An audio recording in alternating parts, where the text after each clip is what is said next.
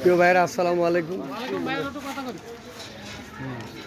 দেখেন এই মানুষগুলা আজকে প্রচণ্ড গরম, এরপরও আজকে আবহাওয়াটা একটু ইনশাল্লাহ ঠান্ডা ভাব।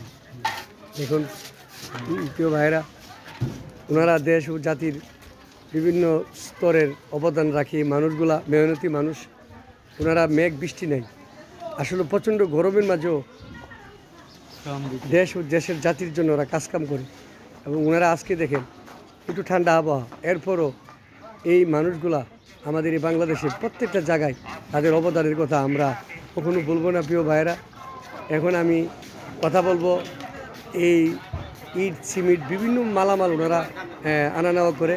এখন আমি কথা বলবো ওনাদের যে ম্যানেজার সাহেব ভাইয়ের সাথে। ভাই আসসালামু আলাইকুম। ভাই ভালো আছেন? জি আলহামদুলিল্লাহ। আপনাদের কি অবস্থা ভাই?